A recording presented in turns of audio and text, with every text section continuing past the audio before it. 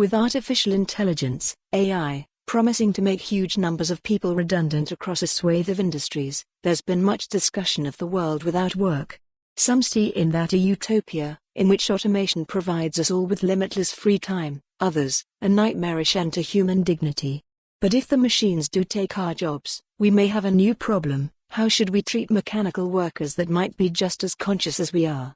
Today, most people assume that machines are not conscious, no matter how intelligently they perform certain tasks. They may be able to write financial reports, diagnose breast cancer, or build beautiful cars with superhuman skill or speed, but we generally consider them the mechanical equivalent of zombies. They act like us, they do our jobs, but they aren't conscious. There's nothing going on inside them. But there's a big problem here. We don't really know what being conscious means. We all know what it feels like to be conscious, but we're not properly able to isolate it, define it, or measure it.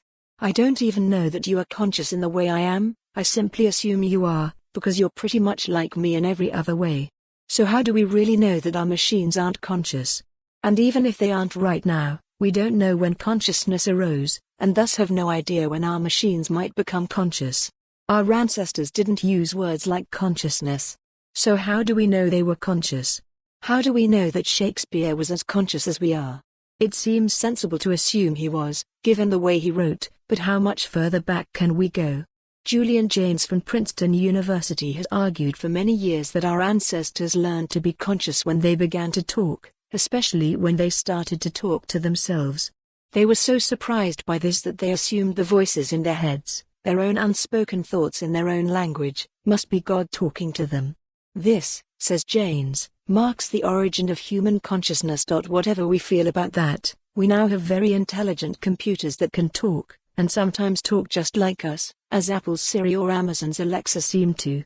If they can also talk among and to themselves, as they would probably have to, in order to form a workforce that could eventually replace humans, would they develop consciousness, as Jaynes argues humans did in the past?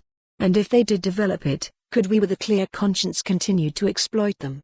Would it be fair for computers to do all our work without reward, or without the freedom to pursue their own ends, whatever those might be? Thus an AI workforce could turn a world without work into a world full of slaves. So as the debate continues to rage about the risks of robots taking our jobs, we have deeper problems to worry about. Might conscious machines not one day rebel? For more on this story, visit the news article link.